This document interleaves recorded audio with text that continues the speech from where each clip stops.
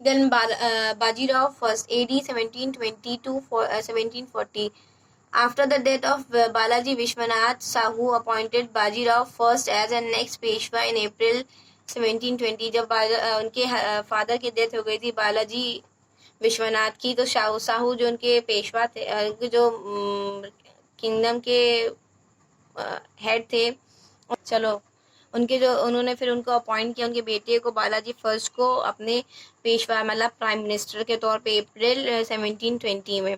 Rao first then a young youth, वो एक पहले ऐसे थे जो सबसे ज़्यादा जवान यूथ में मतलब इस चीज़ में आए थे, अबाउट 20 ईयर्स, जो कि सिर्फ और सिर्फ 20 साल के थे। वॉज फुल ऑफ एनर्जी, जो कि बहुत ज़्यादा एनर्जी से, इंटेलिजेंस, क्योंकि बालाजी विश्वनाथ जो थे बहुत ज़्यादा इंटेलिजेंट थे, उनके तरह उनके बेटे भी बहुत ज़्यादा एनर्जीफुल, स्पिरिटफुल और मिलिट्री स्किल्स जो थी उनके अपने फादर से के बहुत ज़्यादा, वो भी शार्प माइंडेड, बहुत अच्छे थे इस चीज़ में। Bajirao first was fully aware of Mughal empire. और बालाजी राव को भी उनके मुगल एम्पायर तो उसकी तरह, उसकी जो पूरी हिस्ट्री थी उसके तरह उनको पूरी चीज़, हर चीज़ मालूम थी। He declare let us strike at the trunk of withering tree and the branches will fall off themselves। उनका कहना था कि जो मेन पेड़ है उस पर पहले हम लोग अटैक करते हैं, उसके बाद जितनी भी उनकी जो ब्रांचेस होगी, जितनी भी उसकी डाली होगी, वो खुद ब खुद अपने आप गिरने लगेंगी। तब अगर उनके मेन जड़ पे, उसकी मेन जो पेड़ है उस पर अगर वार करेंगे तो। Bajirao met a sudden death at Raver in May 1740 में उनकी डेथ हो गई थी अचानक से, जिसका कोई प्लान डेथ नहीं थी। He was the greatest cavalry leader of his time and best exponent of guerrilla tactics of Shivaji. He is rightly called as the fighting Peshwa and incarnation of the Hindu energy। बहुत ज़्यादा स्पिरिटफुल थे, energetic, तो उनको एक पूरी तरह से title मिला था फाइटिंग पेशवा का नाम का उनको, जो कि बहुत अच्छे मिनिस्टर थे, जो कि लड़ाई करते थे अपने मराठास के लिए। Son of Bajirao first, Balaji Bajirao, जो बाजीराव फर्स्ट थे उनके जो बेटे थे उनका नाम था Balaji Bajirao alias Nana Sahib. Was also appointed as the new Peshwa by Shahu, जो कि नाना साहब थे उनके साथ काम करते थे, और जो कि साहू के साथ में उनके नए पेशवा हुआ करते थे। Although a young youth of 18 years, जो कि खुद 18 ईयर्स के, 18 साल के थे। Balaji Bajirao was train in war and diplomacy, उनको ट्रेन किया गया जंग के लिए और डिप्लोमेसी के लिए। थर्ड बैटल ऑफ पानीपत जिसको बोला जाता है, Balaji Bajirao sent a strong army under his cousin. Balaji Bajirao को जंग लड़ने के लिए भेजा गया, जो कि उनके कजिन के साथ, बहुत सारे कजिन्स भी उनके साथ भेजे गए थे। सदाशिव राव बाऊ एंड द एल्डेस्ट सन विश्वास राव, जो कि उनका नाम था विश्वास राव। देवर ज्वाइन बाय मल्हार राव होलकर, जो कि मल्हार राव होलकर ने भी उनको ज्वाइन किया था। एंड जानकोजी सिंधिया इन आगरा में, जानकोजी सिंधिया ने भी उनको ज्वाइन किया था। But the Marathas fail to receive any support from, लेकिन मराठास को ठीक तरह से सपोर्ट नहीं मिला था नॉर्थ साइड से, अपने रूलर्स जो भी थे उनके तरफ से ठीक से सपोर्ट नहीं मिला था। Suraj Mal Jat refuse to help at the last moment, Suraj Mal Jat जो उनके जो भी नॉर्थ साइड के वो होंगे, उन्होंने हेल्प करने से आखिरी में मना कर दिया था। Nawab Shujauddaula of Awadh decided to give support to Ahmad Shah Abdali, उसके बाद नवाब शुजाउद्दौला जो थे उन्होंने डिसाइड किया कि वो अवध के जो थे राजा, उन्होंने सपोर्ट अहमद शाह अब्दाली को सपोर्ट करने का सोचा। The Rohilla chief Najib-ud-Daula also went to Abdali side, उसके बाद अब्दाली साइड में नजीबुद्दौला जो थे वो भी अब्दाली साइड में आ गए थे।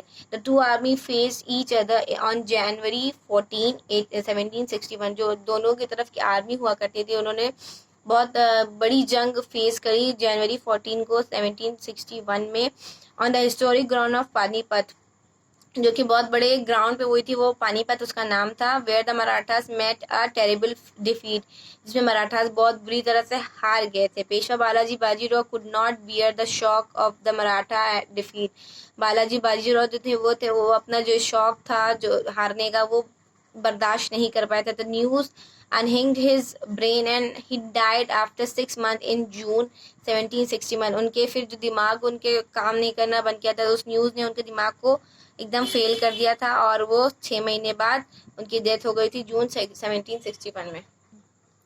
Madhavrao first, AD 1761 to 72. The news Peshwa Madhavrao first was the younger son of Balaji Baji Rao. Madhavrao जो थे उन्होंने फर्स्ट जो थे उन्होंने फिर 1761 से लेके 72 तक उस गद्दी को संभाला, जो कि पहले उनके बड़े यंगर सबसे छोटे बेटे बालाजी बाजीराव के हुआ करते थे। As he was only 17 years of age, जो कि बहुत ज़्यादा छोटे थे, वो 17 ही साल के थे, उनकी एज सिर्फ 17 थी। His uncle Raghunath Rao became his regent and the reason means जब कोई रूलर होता है जो कम एज का होता है या फिर होता नहीं, उसके जगह पे जो उसका ब्लड रिलेशन वाले होते हैं वो उनको आके उसकी जो संभालता उसकी प्लेस को उसको बोलते हैं Regents. De facto ruler of the state, Madhavrao first was a clever statesman and able soldier। जो माधवराव थे फर्स्ट है वो भी बहुत दिमागदार आदमी थे और बहुत अच्छे सोल्जर हुआ करते थे। नेक्स्ट टू पेशवास वर नारायण राव, जो आगे बाकी जो पेशवा बनते जा रहे थे वो उनका नाम था नारायण राव।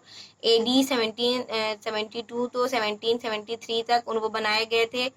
और Madhavrao Narayan AD 1774 to 1775, whose rule was dominated by internal strifes and wars with the British, जो कि खुद ही इंटरनल अपनी अंदरूनी उसमें वो पूरी तरह से खत्म होते जा रहे थे, जो कि ब्रिटिश से उनकी वॉर के बाद वो खत्म हो रहे थे। बाजीराव सेकेंड, AD 1796 to 1818 तक। Bajirao Peshwa Bajirao second was the son of Raghunath. Bajirao second जो है रघुनाथ राव के बेटे थे। He resign witness the final collapse of the already shrinking Marathas rule. उन्होंने अपने आंखों से देखा था जो मराठा का रूल खत्म होता जा रहा था, उन्होंने अपने आंखों से ये उस चीज़ के ये पूरी तरह से विटनेस हुआ करते थे, उन्होंने खुद अपने आंखों से देखा था।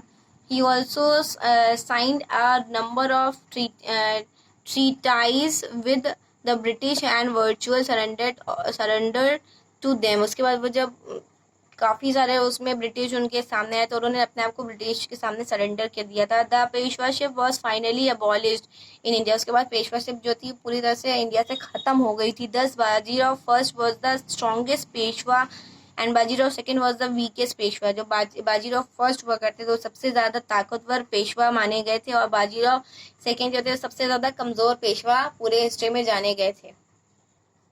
Then causes for the downfall of Marathas, जो भी रीज़न थे मराठास क्यों धीरे धीरे गिरते चले गए, पॉइंट्स में है लैक ऑफ नेशनल स्पिरिट। जो उनके जो आपस की स्पिरिट थी वो बहुत ज़्यादा कम थी, उन लोग में सब इतना ज़्यादा साथ नहीं देते थे। Their attitude was myopic sans national specters, low resources and income of the Maratha state. उनके पास वो मराठा स्टेट बहुत ज़्यादा गरीब था, उन लोगों को बहुत ज़्यादा इकनॉमी उनकी लो थी।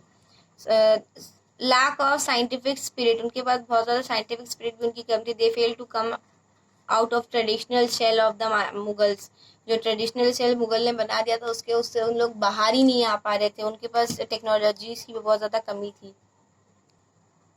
heterogeneous army and lack of modern techniques of warfare, उनके पास जो मॉडर्न टेक्निक्स थी और आर्मी भी कम थी जिस वजह से वो हार गए थे और उनकी टेक्निक्स भी उनको नहीं मालूम थे। Absence of adequate means of communication, उसके बाद उनकी जो बातचीत होती थी उनकी जो एब्सेंस बीच में होती थी वो ठीक से उनकी बातचीत पूरी नहीं हो पाती थी। लैक ऑफ मॉडर्न एडमिनिस्ट्रेशन, और जो मॉडर्न एडमिनिस्ट्रेशन जो थे उनकी उसकी कमी की वजह से भी उनकी जो राठास थे वो नीचे गिरते चले जा रहे थे। Lack of support from the Rajput Jats and Muslims rulers, उसके बाद उनको बहुत ज़्यादा अच्छा सपोर्ट्स नहीं मिला था जो कि राजपूत जाट्स और मुस्लिम्स रूलर्स की तरफ से था, उस वजह से वो हारते जा रहे थे, उनका ये खत्म हो गया। और उनके खुद के अंदर बहुत ज़्यादा उनकी जो आपस के लोग थे उनके अंदर यूनिटी नहीं थी, हमेशा धोखा दे देते थे एक दूसरे को।